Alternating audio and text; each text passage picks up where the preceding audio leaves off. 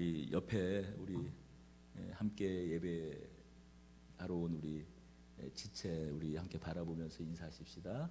잘 오셨습니다. 네, 잘 오셨습니다. 축복합니다. 네, 오늘 말씀 가운데 큰 은혜가 있기를 원합니다. 네, 우리는 지난주에 자녀의 권세로서 기도하라는 이 말씀을 함께 나누었습니다. 먼저 우리가 가지고 있는 특권이 자녀된 것 그 자체가 가장 우선되는 특권이고, 그렇다면 기도는 무엇인가? 자녀로서 하나님 앞에 나아갈 수 있는, 자녀로서 행할 수 있는, 누릴 수 있는 가장 구체적인 특권의 또 구체적인 행동이 바로 기도다. 더불어 하나님은 그 자녀의 기도를 응답하신다라는 말씀을 함께 우리는 나누었습니다. 기도의 응답은 어떤 특별한 사람이 누리는 것이 아니라 하나님의 자녀로서 부름받은 누구나 누릴 수 있는 특권이요 하나님의 은혜다라고 우리가 말씀을 나누었습니다. 자, 그렇게 말씀을 나누고 또 이어서 이 6월 한 달 어떤 말씀을 전할까, 또 함께 나눌까 기도하던 중에 사실 기도에 관한 말씀을 나누고 싶은 그런 마음이 계속 사실 있었어요. 자, 그렇다면 우리가 기도가 하나님께서 주신 자녀의 특권인 것은 분명한데, 그렇다면 기도는 어떻게 하지? 그런 생각이 들더라고요. 물론 기도를 우리가 하고 있지만 그럼 성경이 말하는 기도는 무엇인가? 그런 생각이 들었습니다. 더불어 기도는 어떻게 해야 하는가? 물론 저마다 기도를 각자 잘 합니다. 특별히 여기 계시는 우리 더드림 가족들은 거의 모태신앙 아니면 신앙생활을 한 지 오래되었어요. 그러다 보니 특별히 뭐 기도는 이렇게 하는 거야 배우지 않았더라도 어렸을 때 뭐 수요예배, 금요기도회, 아니면 어렸을 때 갔던 수련회, 뭐 그걸 통해서 옆에서 어떻게 기도하나 그 듣는 기도의 내용을 듣고 아, 기도는 저렇게 하는구나 배웠어요. 하지만 막연하죠. 또 때로는 주일학교 때 또 이렇게 기도를 배우기도 했습니다. 기도의 5손가락 해서, 자, 엄지는 어떤 거, 뭐 엄지, 첫 번째 엄지 찬양, 두 번째 하나님을 찬양하고 하나님께 감사의 고백으로 나아간다. 세 번째, 그동안 혹시 있었던 죄가 있다면 죄를 고백하고 하나님께 다시 용서를 구하며 이제 비로소 어떻게 하죠? 자신의 간구와 자신의 필요한 것, 자신의 구할 것을 구하고, 마지막으로 중보기도, 나의 이웃, 나의 형제의 필요와 어려움을 하나님께 아뢰고 구한다.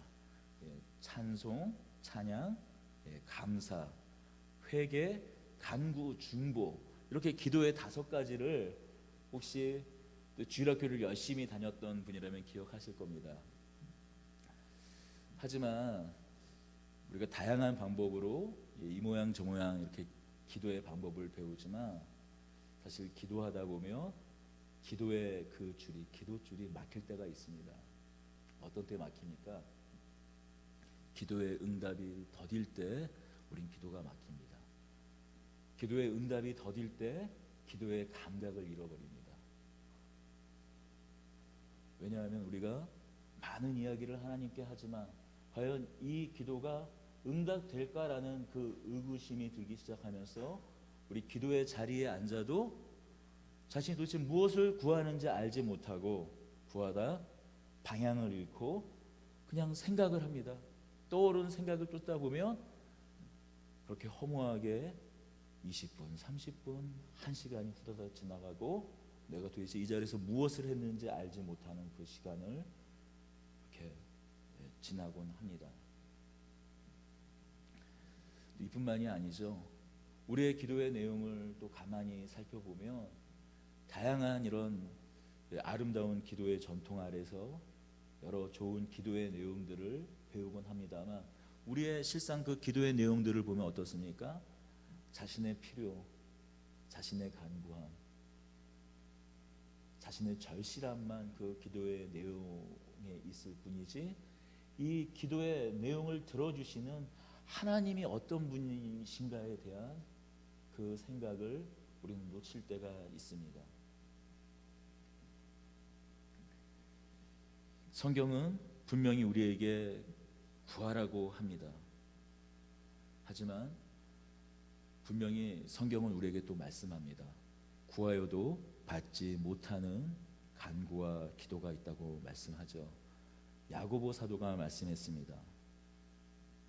너희가 얻지 못함은 구하지 아니하며 구하여도 받지 못함은 정욕으로 쓰려고 잘못 구함이다 라고 야고보 사도는 그의 서신 4장에서 우리에게 말씀합니다. 정욕으로 구하는 것은 무엇일까요? 정욕으로 구하기 때문에 받지 못하는 간구는 무엇일까요? 예수님께서 제자들에게 너희는 이렇게 기도하라고 말씀하시기에 앞서서 6장 6절에서 7절까지 말씀하신 6장 6절에서 6장 5절에서 6장 7절까지 말씀하신 그 말씀에 그 내용이 잘 담겨져 있습니다. 정욕대로 구하는 기도가 무엇인가? 우리 함께 6장 5절에서 7절까지 읽어볼까요? 또 너희는 기도할 때 외식하는 자와 같이 하지 말라. 그들은 사람에게 보이려고 회당과 거리 어귀에 서서 기도하기를 좋아하느니라. 내가 진실로 너희에게 이르노니 그들은 자기 상을 이미 받았느니라. 너희는 기도할 때 내 골방으로 들어가 문을 닫고 은밀한 중에 계신 내 아버지께 기도하라. 은밀한 중에 보시는 내 아버지께서 갚으시리라. 또 기도할 때 이방인과 같이 중언부언하지 말라. 그들은 말을 많이 하여야 들으실 줄 생각하느니라. 정욕대로 구하는 기도는 무엇입니까? 하나님께서 응답하지 않는 기도는 무엇입니까?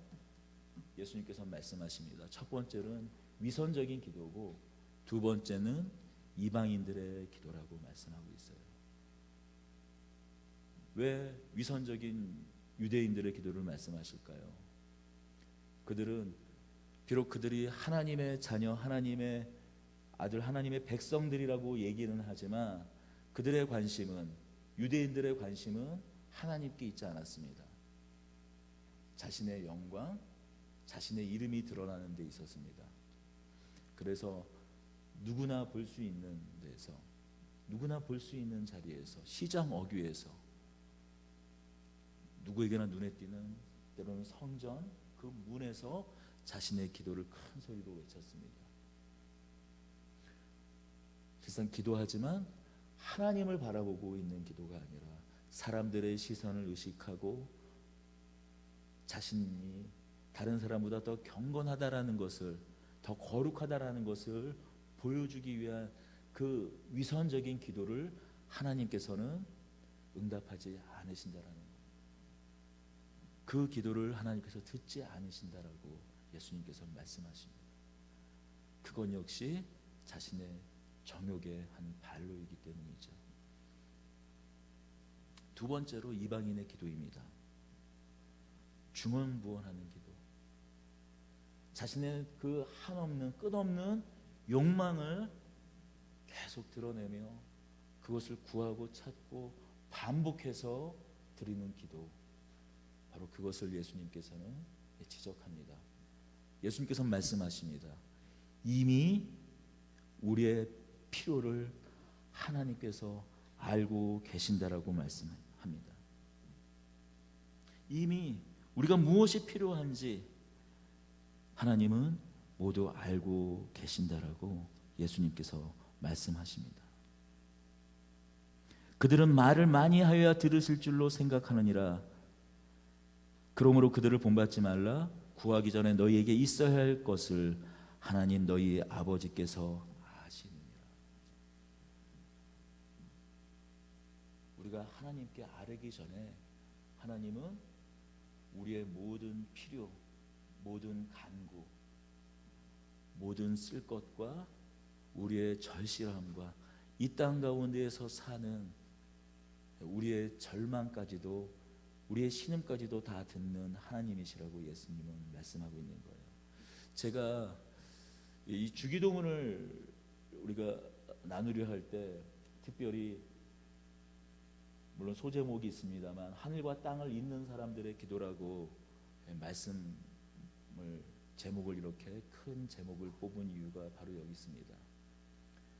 여러분, 우리는 하늘을 먼저 사는 사람들입니다. 우리의 고백은 무엇입니까? 그 어디나 하늘나라 아닙니까? 주 계신 곳, 하나님이 계신 곳, 모든 곳에 계시는 하나님, 모든 곳에 임재하시고 만물을 충만케 하시는 그 하나님의 임재 가운데 사는 사람들이지만 또 역시 우리는 이 땅에 사는 사람들입니다. 우리의 현실적인 이 땅의 필요를 모두 다 아시는 하나님입니다. 우리가 이 땅에 살면서 하늘을 먼저 살되 하늘 가운데 하늘의 소망을 살되 이 땅에서 사는, 그렇기에 이 땅 가운데 겪는 그 모든 필요를 하나님은 우리보다 먼저 아신다고 예수님은 말씀합니다. 그런 하나님께 예수님은 이렇게 기도하라고 말씀합니다. 먼저 예수님은 우리가 누구에게 기도하는지 그 대상을 분명히 하고 기도하라고 말씀하고 있습니다. 어쩌면 너무 당연한 이야기일 수 있어요. 여기 우리 거의 대다수가 모태신앙이기도 하고 이미 신앙생활을 오래 하기 때문에 아니 기도의 대상, 기도를 누구에게 하는지 몰라서 이 말씀을 드리나 생각할 수 있지만 때로는 이제 회심한 지 얼마 안 되고 교회 다닌 지 얼마 안 되는 경우에는 기도를 하면서도 내가 누구에게 기도하는지 잘 인식하지 못하고 기도하는 경우가 많이 있어요. 예를 들어서 특별히 불교 신자가 아니더라도 요즘에는 이제 그런 걸 잘 볼 수 없습니다만 예전에는 어떻습니까? 정한수 한 다발 떠다 놓고 비나이다 천지신명께 비나이다 그렇게 기도하지 않습니까? 아직도 혹시 등산을 해보신 분 계시다면 이 산을 오르는 그 어기 곳곳마다 길목 곳곳마다 돌 한 무더기가 탑처럼 이렇게 쌓여진 것을 볼 수 있을 거예요. 그렇게 돌을 쌓아 올리면서 기도하는 경우도 있습니다. 또 부처님이나 여러 신들에게 기도한 경우가 있었겠죠. 그런 생활을, 그런 신앙을 갖다가 회심해서 교회에 왔을 경우에, 교회에서 신앙생활할 경우에 비록 회심이 있지만 여전히 하나님에 대한 인식을 잘못하는 경우가 있어요.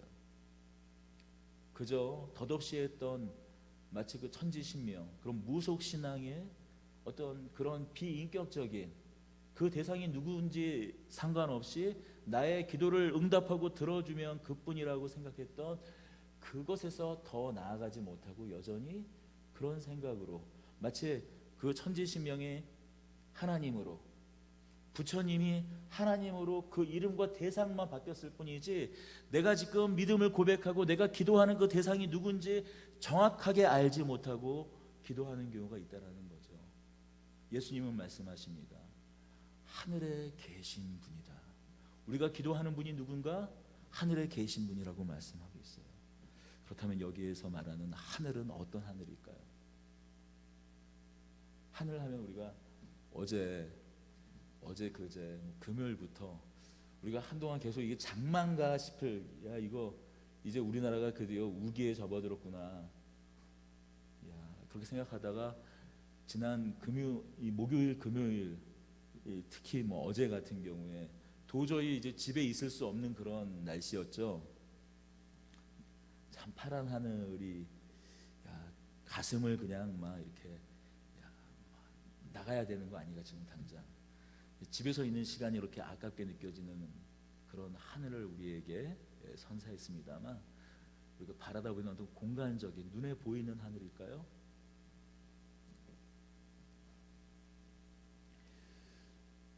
여기서 예수님께서 말씀하시는 그 하늘은 신적인 하늘을 말합니다. 초월적인 하늘을 말해요. 이 하늘을 가장 잘 설명해주고 있는 성경이 아마도 에베소서일 거예요. 에베소서 1장 3절은 이렇게 이야기하죠. 찬송하리라도 하나님 곧 우리 주 예수 그리스도의 아버지께서 그리스도 안에서 하늘에 속한 모든 신령한 복을 우리에게 주시되, 신령한 모든 복이 속해 있는 그 하늘. 1장 10절입니다. 하늘에 있는 것이나 땅에 있는 것이 다 그리스도 안에서 통일되게 하심이라. 1장 20절은 그의 능력이 그리스도 안에서 역사하사 죽은 자들 가운데서 다시 살리시고 하늘에서 자기의 오른편에 앉히사. 하나님의 통치와 그 권능에 스며져 있는 그 하늘을 이야기합니다. 1장 20절에는 그의 능력이 그리스도 안에서 역사하사 죽은 자들 가운데서 하늘에서 자기의 오른편에 앉히사. 이어서 3장 10절에서는 이는 이제 교회로 말미암아 하늘에 있는 통치자들과 권세들에게 하늘의 각종 지혜를 알게 하려 하심이니. 4장 10절에서는 내리셨던 그가 곧 모든 하늘 위에 오르신 자니 이는 만물을 충만하게 하려 하심이라. 여기서 계속 말해주고 있는 하늘은 어떤 하늘입니까? 모든 주권, 모든 통치, 모든 권능으로 역사하시는 하늘을 말씀합니다. 그래서 유대인들은 이 하늘에 대해서 세 가지 하늘을 생각했어요. 상상했어요. 성경에서 나와 있는 건 아닙니다. 유대인들도 성경에는 여러 가지 이야기들을 이렇게 바라보다가 세 가지 하늘의 그 구조를 생각했습니다. 바로 3층 천입니다. 1층 천은 무엇입니까? 우리가 지금 밖에 운전하면서 버스를 타고 오면서 야 좋다 하고 바라보는 그 하늘, 인간들이 바라보는, 사람들이 바라보는 그 하늘이 바로 1층 천입니다. 2층 천은 어떤 하늘일까요? 바로 에베소서 3장 10절에 있는 통치자와 권세와 또 능력들, 하늘에 있는 통치자들과 권세들, 각종 권능들이 있는 하늘을 이야기합니다. 성경은 이 땅에 권세가 있다, 이 땅에 권능들이 있다, 파워가 있다, 이 땅에 주권, 오너가 있다. 하지만 눈에 보이는 그 주권과 권세 그 위에 하늘의 권세, 하늘의 정사가 있다. 그것들 위에 그것들을 주장하고 그것들을 움직이는 보이지 않는 세력, 보이지 않는 힘이 있다. 그것이 하나님의 부리는 영인 천사일 수도 있고 악한 사단일 수도 있습니다. 그 권세가 있는 곳을 유대인들이 2층 천이라고 생각했어요. 왜 그러냐면 감히 이 사단과 같은 그 권세들이 어떻게 하나님의 보좌가 계신 곳에 함께 있을 수 있는가 해서 2층 천이라는 곳을 생각했습니다. 그리고 사도 바울이 자신이 올라가서 하나님을 만났다라는 바로 그 3층 천, 하나님의 보좌, 하나님의 어전회의, 하나님의 통치와 다스림이 있는 바로 그 3층 천을 생각했습니다. 여기서 말하는 하늘은, 예수님께서 말씀하신 하늘은 유대인의 그런 설명을 빌리지 않더라도 모든 것 위에 모든 것을 주장하시는 그의 뜻과 의지와 계획과 그의 선하심대로 다스리는 그 통치가 이루어지는 바로 그 하늘, 바로 하나님의 다스리시는 바로 그 하늘을 여기서 말합니다. 바로 우리가 기도하는 분은 어떤 분인가? 우리가 기도하는 대상은 어떤 분이신가? 이 세상을 그의 뜻과 계획대로 창조하셨을 뿐만이 아니라 그저 시계공이 시계를 만들고 태엽을 돌리고 그저 방관하고 그저 한 법칙만 만들어서 알아서 운행하라고 내버려둔 세상이 아니라 세밀하신 하나님의 뜻과 계획에 따라 계속 간섭하시고 역사하시고 다스리시고 통치하는 바로 그 하나님, 바로 그 하나님의 하늘을 말합니다. 그렇습니다. 우리가 기도하는 하나님은 바로 통치자이십니다. 이 세상을 다스리시는 하나님이십니다. 이 세상의 왕이십니다. 더불어 이 세상을 태초에 창조하신 하나님이 바로 우리가 기도하는 대상입니다. 유대인들도 이 생각과 예수님이 말씀하신 이 뜻과 크게 다르지 않았어요. 하지만 결정적으로 다른 한 가지가 있습니다. 그것은 바로 이 주권자, 이 통치자, 이 창조주 하나님, 만물을 그의 뜻대로 다스리시는 하나님을 우리는 아버지라고 부른다는 거예요. 아니 이게 무슨 대단한 일이라고 그러십니까? 라고 물으실 수 있습니다.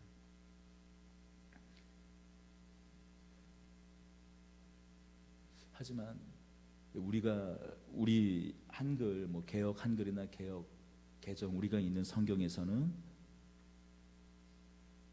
너희는 이렇게 기도하라. 하늘에 계신 우리 아버지여, 하늘에 계신 우리 아버지여라고 이렇게 번역이 되어 있지만 우리가 성경을 번역한 이 원전인 헬라어 성경은 그대로 있는 그 어순을 직역하자면 아버지여 우리의 하늘에 계신이라고 써 있어요.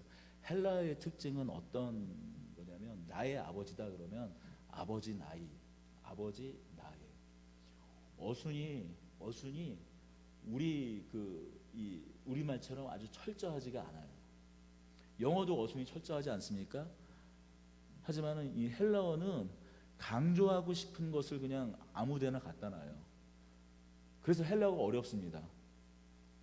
때로는 이 나이 이렇게 어떤 소유격이라든지 어떤 걸 형용하기 위한 단어가 그 형용하고자 하는 단어가 맨 앞에 있고 문장 맨 뒤 끝에 있을 수도 있는 거예요. 그러니까 때로 성경을 해석하기가 때로 어렵게 되는 이유가 바로 그것입니다. 근데 예수님께서는 아버지여 우리의 하늘에 계신이라고 말씀하고 있어요. 아버지여.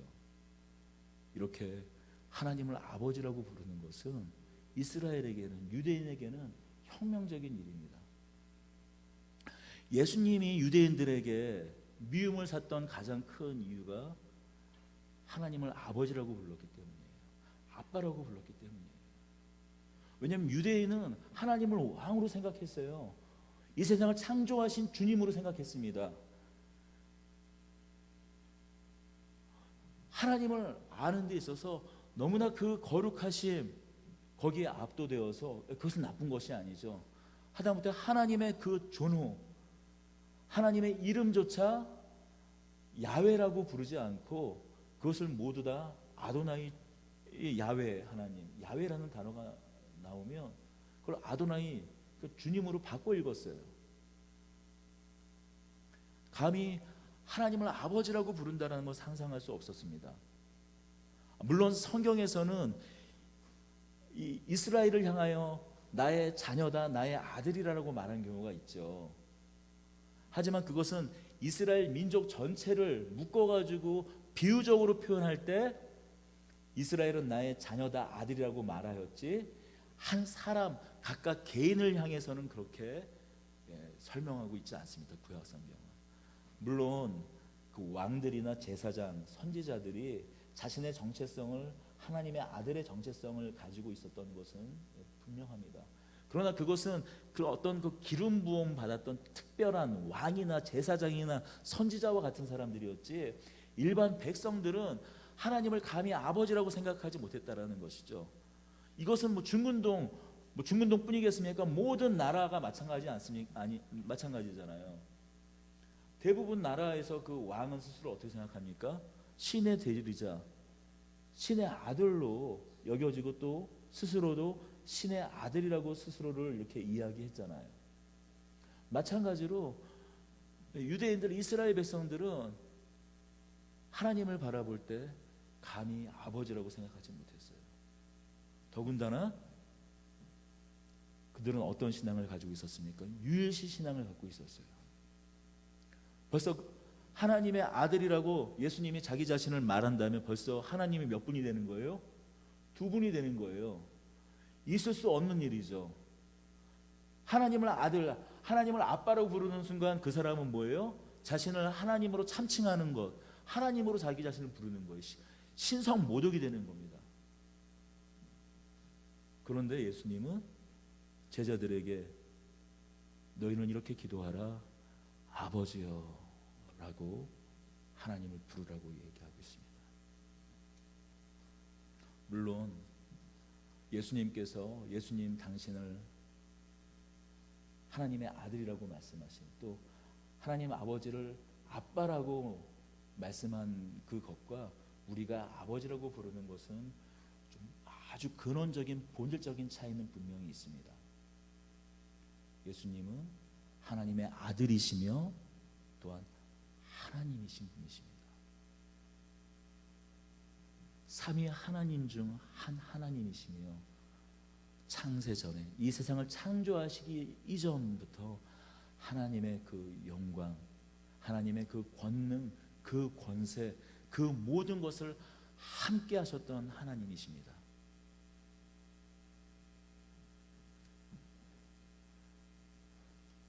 그러나 예수님께서는 우리에게 바로 그 하나님을 아버지라고 부르게 하십니다. 왜요? 우리 안에 그 아들의 영이 우리 안에 있기 때문입니다. 그 아들의 영이 우리와 함께 하시기 때문입니다. 로마서 8장 15절 16절은 이렇게 이야기하죠. 너희는 다시는 무서워하는 종의 영을 받지 아니하고 양자의 영을 받았으므로 우리가 아빠 아버지라고 부르짖느니라. 양자의 영은 누구의 영이십니까? 아들의 영이십니다. 양자의 영은 누구십니까? 우리를 마지막 때에 하나님의 그 보좌 앞에 섰을 때 저가 예수 그리스도로 말미암아 당신의 아들이 되었습니다라고 확증해 주시는 분, 마지막 판결을 해주시는 그 보혜사 성령님, 그 영으로 말미암아 우리가 하나님을 누구라고요? 아빠, 아버지라고 부르게 된다라고 이야기하고 있습니다. 물론 본질적으로 그 아들이신 예수 그리스도가 하나님을 아버지라고 부르는 것과 완전히 똑같지는 않습니다만, 그러나 분명한 사실은 그 아들 예수 그리스도로 말미암아 우리는 하나님을 아버지라고 부르게 되었다는 사실이에요.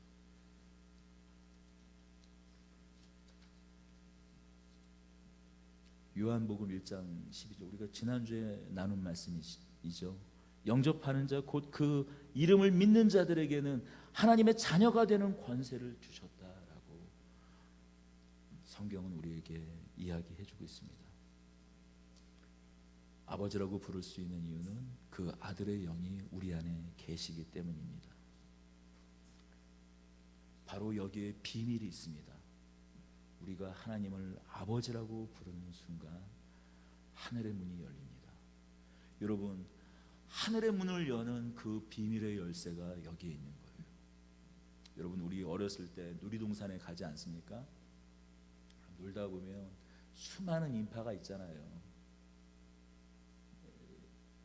마치 한 번도 놀이동산 안 가본 표정을 지으시면은 제가 이제 이 말씀을 드리기가 곤란합니다. 놀이동산에 가면 애들이 잘 따라오지 않잖아요. 막 그냥 이제 막 뛰기 시작한다 그러면 막 뛰어가잖아요. 그럼 개 쫓아가다가 이제 좀 지치면 뭐 우리도 어떻습니까? 약간 좀 거리를 두기도 하지만 어떻습니까? 안 보는 것 같지만 우리의 온 눈과 온 신경이 다 어디로 가 있습니까? 그 아이에게로 가 있지 않습니까?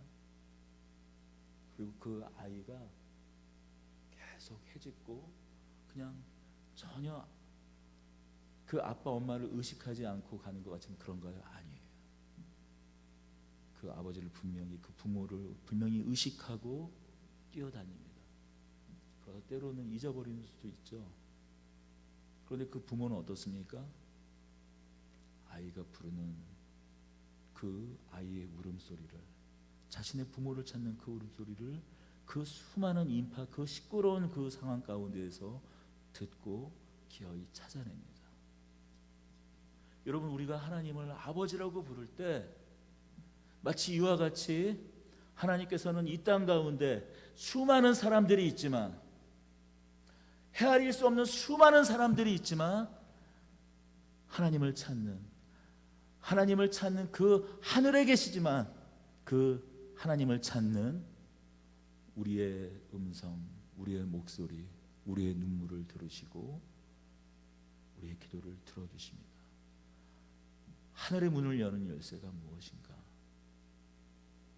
바로 그 세상을 창조하신 하나님, 그분이 세상을 창조하셨을 뿐만이 아니라 마치 유대인들이 생각하는 그 땅과 1층 천, 2층 천, 그리고 3층 천까지의 그 먼 곳에 계시는 분이 아니라 내가 부르고 찾고 구하면 언제든지 나의 음성을 들으시는 아버지라고 예수님은 말씀하고 계시는 겁니다.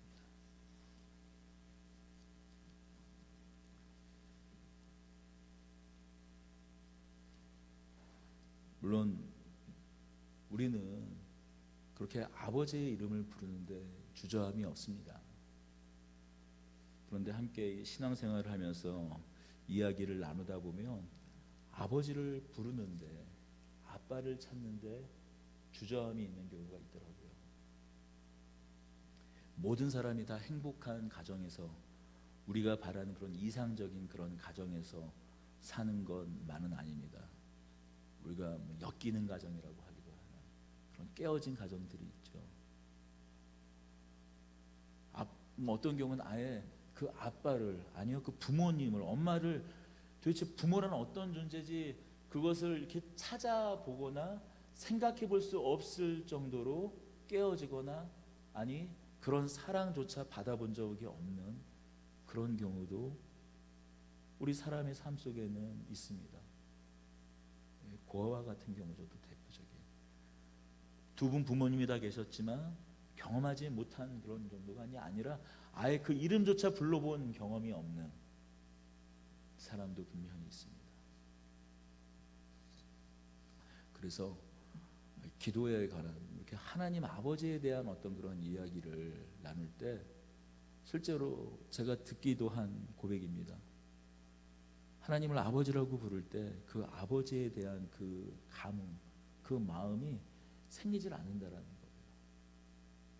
초월한 곳에 계셔서 우리를 통치하고 다스리는 하나님에 대해서는 분명한 어떤 그런 마음이 있지만, 그분이 나와 이렇게 친밀한 교제를 나누시는 하나님이신가 라는 데는 어려움이 있는 사람들이 있습니다. 그럼에도 누가복음 15장에서 예수님은 말씀합니다. 우리의 하나님은 어떤 분이신가? 비록 우리가 갖고 있는 경험, 우리가 이 땅에서 살면서 생각하는 그 아버지에 대한 표상, 아버지에 대한 원상이 서로 설사 깨져 있더라도 너희 하나님은 이런 분이시라고 소개합니다. 탕자의 비유시죠. 자신을 부정하고 자신을 떠나는 것까지 용인하고 허락하시는 하나님이라고 그 아버지는 얘기하고 있어요. 우리 육신의 아버지는 불완전합니다. 기다리지 못합니다. 인내하지 못합니다. 참지 못합니다. 우리 육신의 부모는 때로는 오히려 자신의 욕망과 자신의 이익을 위해서 그 자녀마저도 사용하는, 이용하는 부모를 만나는 경우도 있습니다. 그러나 우리의 하나님은 어떤 분이신가? 우리의 아버지 되신 하나님은 어떤 분이신가? 예수님은 이렇게 이야기합니다. 아버지, 어차피 당신의 재산, 아버지 결국 제 거 될 거 아니니까 미리 팔아서 제가 갖겠습니다. 당시 이스라엘에는 그렇게 재산을 파는 것은, 아버지가 살아있을 때 판 것은 그 아버지를 먹칠하는 정도가 아니라 아버지를 그 사회에서 매장시키는 일이었어요. 아버지의 권위를 땅바닥에 내동댕이 치는 일이었어요. 그 부모가 얼굴을 바깥에서 들 수 없는, 우리는 그런 일 자주 일어납니다만 자식들이 사업한다고 이렇게 하기도 하고, 그래서 그런 일이 부지기수 일어나서 그렇게 크게 이 누가복음 15장에 그게 저도 참 할 말이 없는 사람입니다만, 우리 형제가, 두 형제가 참 그렇습니다만, 아무튼 유대 사회에서는 아버지가 돌아가시기 전에 재산을 판다라는 것은 상상도 있을 수 없는 일이었어요. 그러나 그 자녀가 올 때 기다려 새롭게 옷을 입혀주시고 반지를 끼워줍니다. 우리의 하나님이 그런 하나님이시라는 거예요. 우리가 그 아버지를 부정하고 그 아버지를 깎아내리고 배반하고 아예 등에 칼을 꽂이고 아예 그 떠나는 것마저도 용인하시고 끝내 기다리시는 하나님이라는 겁니다. 여러분, 그게 성경의 역사 아닙니까? 아담과 하와의 타락 이후에 하나님의 그 기다리시는 그 시간이 바로 성경이 말하고 있는 그 시간 속에서의 하나님의 기다리심 아닙니까?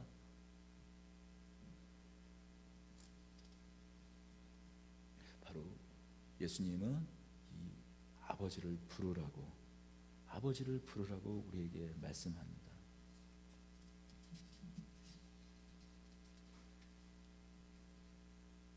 우리가 하나님이 아버지라는 창조주이실 뿐만이 아니라 또한 이 아버지라는 그 분명한 인식을 가지고 우리가 그분의 이름을 부를 때, 아버지의 이름을 부를 때, 하나님 아버지의 이름을 부를 때, 아버지라고 부를 때 하늘의 문이 열리고 하나님께서 우리의 기도를 들으시고 우리를 바라보시며 응답해 주십니다.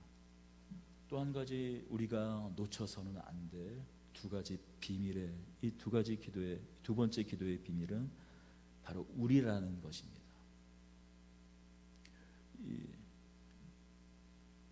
어쩌면은 이 영어로 된 성경에는 전부 다 우리가 먼저 나와 있더라고요. 우리는 하늘에 계신 우리 아버지라고 되어 있지만 영어 성경을 다 찾아보니까 다 our father, our가 먼저 나와요. 뭐 문법적으로 또 이 영어로는 어쩔 수도 없는 건데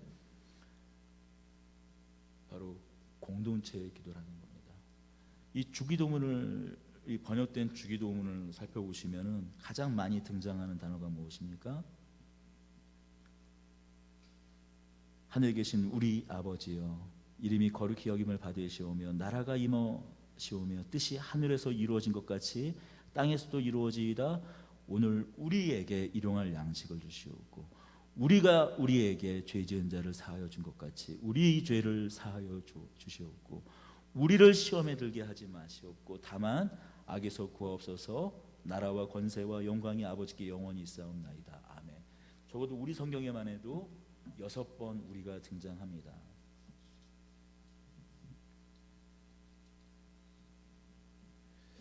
우리는 어떤 사람들이니까? 대부분의 사람들은 그렇습니다. 머리에서 정말 가슴 아픈 일이 일어나지만 실상 그것이 나의 일이 아닌 한 정말 나의 일인 것처럼,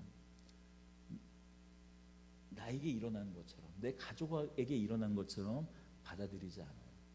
사실 그게 사람의 한계이기도 합니다. 어쩔 수 없는 사람의 한계이기도 해요. 아무리 엄청난 일이 세상에서 우리 사회 가운데서 일어나더라도 그것을 나의 일로 받아들이지 않습니다. 하지만 성경 요한일서 5장 1절에는 이렇게 이야기합니다. 예수께서 그리스도이심을 믿는 자마다 하나님으로부터 난 자니 또한 낳으신 이를 사랑하는 자마다 그에게서 난 자를 사랑하느니라. 뭐라고요? 예수께서 그리스도임을 믿는 자마다 하나님으로부터 난 자니 또한 낳으신 이를 사랑하는 자마다 그에게서 난 자를 사랑하느니라. 예수님을 그리스도로 고백하는 하나님의 자녀들은 동일한 부르심을 받은 사람들을 향하여 마치 자신의 혈육과 같이 사랑하게 된다라고, 사랑할 수밖에 없다라고 말씀하는 거예요. 그에게서 난 자를 사랑하는 것입니다. 우리의 어떤 관계, 우리의 공감 능력, 그것이 다만 나 한 개인, 혈연으로 묶어진 그런 한 개인적인 관계를 벗어나서 어떻게 해요?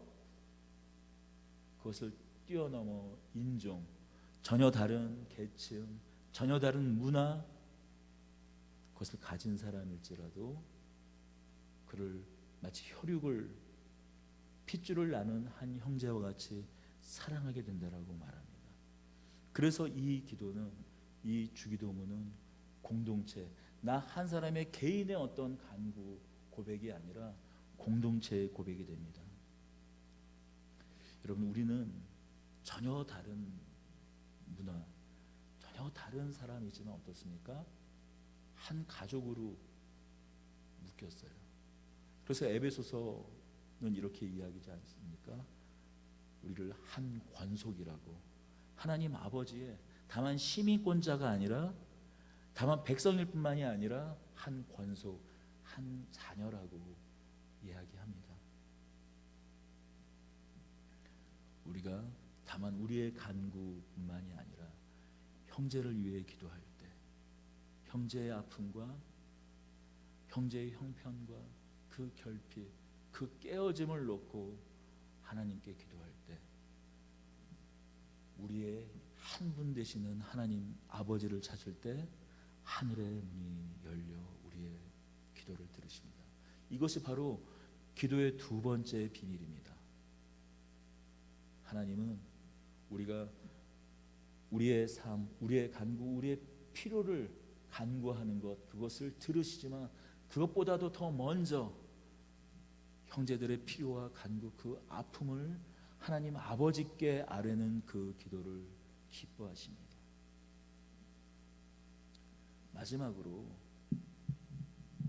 하늘과 땅을 잇대어 사는 사람들의 그 기도 가운데 하늘의 문을 여는 그 비밀, 세 번째 열쇠는 바로 하나님의 이름을 거룩하게 여기는 것, 하나님의 이름이 이 땅 가운데서 거룩히 여김을 받는 것을 간구하는 그 기도를 하나님께서는 기뻐하시고 그것에 응답하시고 하늘의 신비를, 하늘의 신령한 복을 이 땅 가운데 흘려보냅니다.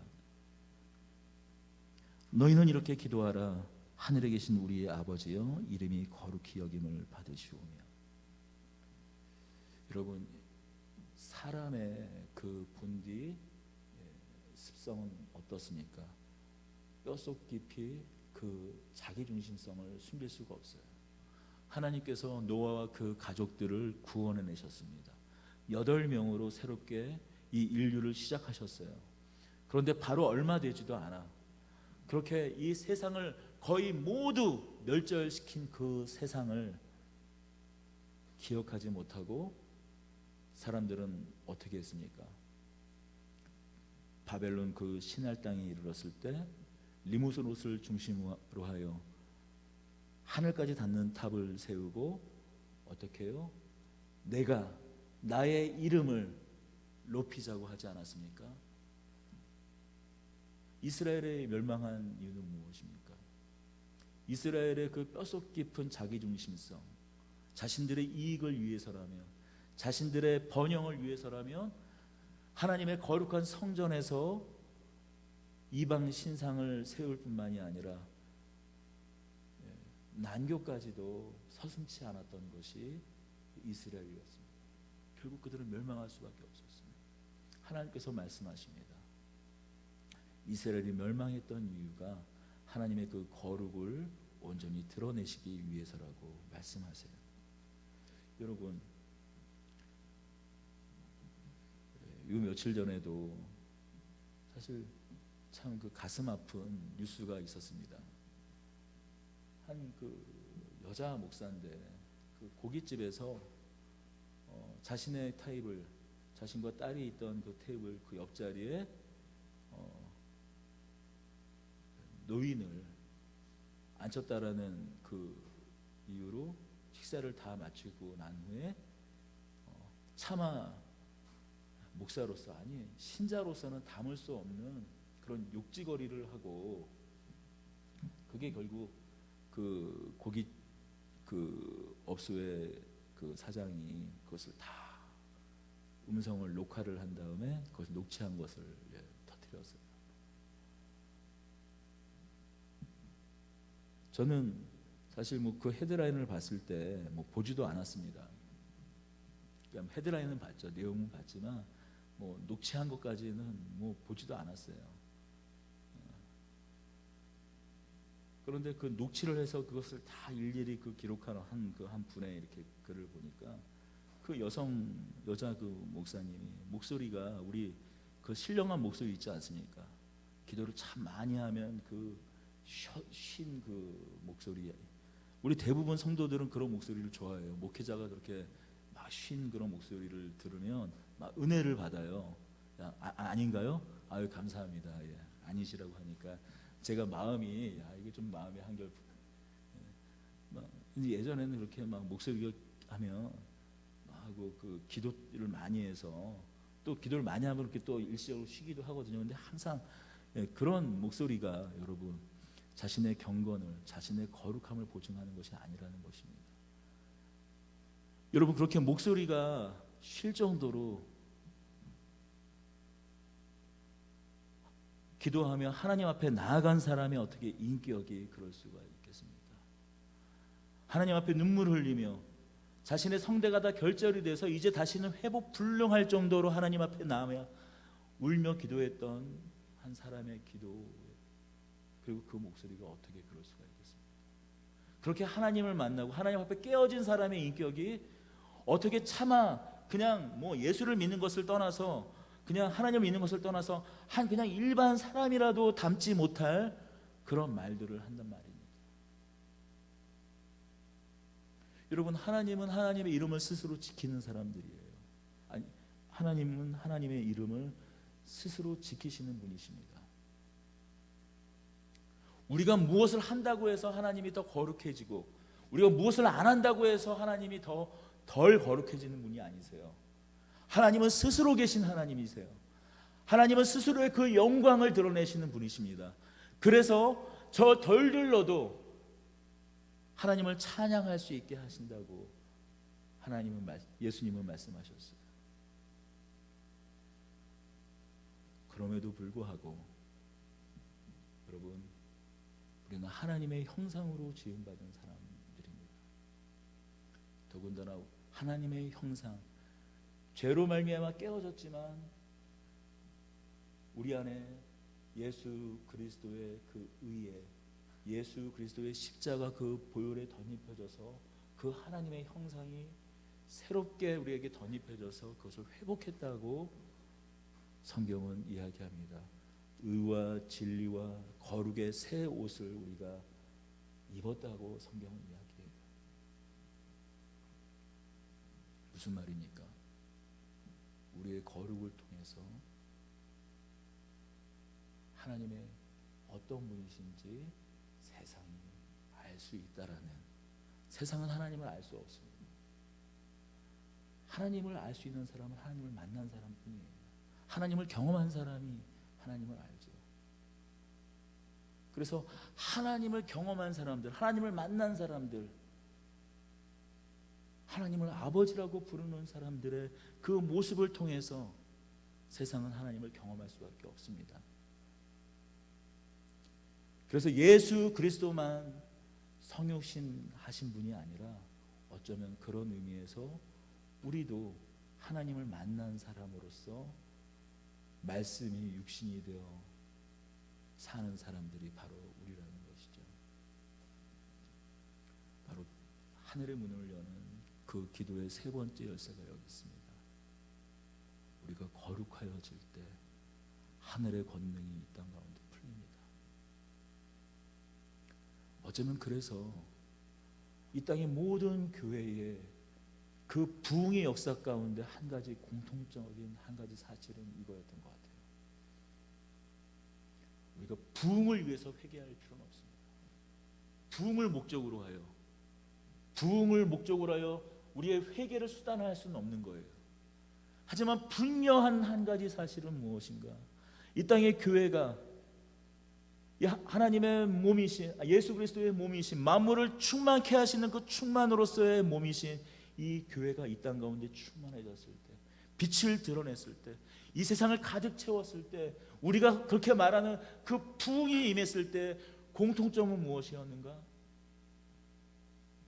하나님께 부르심 받은 자들의 그 회개 가운데서 나타난 그 거룩이 일어날 때, 그때 교회가 새롭게 되고 우리가 그렇게 간절히 원하는 부흥이 일어났다는 사실입니다.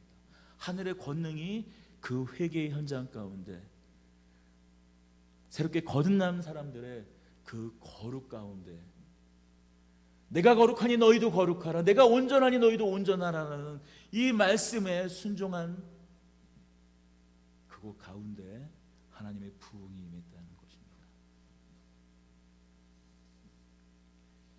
바라기는 어쩌면 우리가 한국 교회에 놓친 기도가, 우리 가운데 놓친 기도가 어쩌면 주기도문의 이 기도가 아닌가 싶습니다.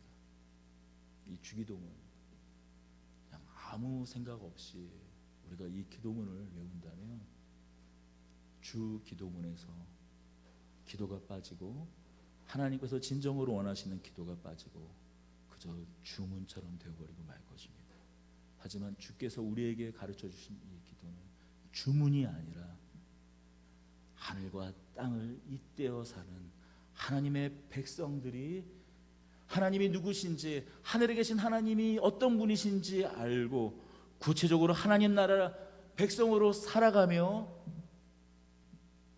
그의 뜻대로 거룩하여진 사람들의 바로 이 기도가, 그리고 아래는 간구가, 그 공동체, 예수 그리스도로 말미암아 한 형제된 공동체가 하나님 아버지를 찾는 그 기도가 바로 이 주기도문입니다. 오늘 바라기는 예전부터 참 제 마음 한켠에 이런 마음이 있었어요. 강해를 제가 계속 하지 않습니까? 근데 내 안에 있던 어떤 이 불편한 감정은 무엇이었는가 하면 사사기를 우리가 시작으로부터 사사기, 룻기, 누가복음, 창세기를 같이 계속 나누었습니다. 누가복음은 복음입니다. 예수님의 이야기예요. 하늘나라를 이 땅 가운데 몰고 오신 예수님의 이야기입니다.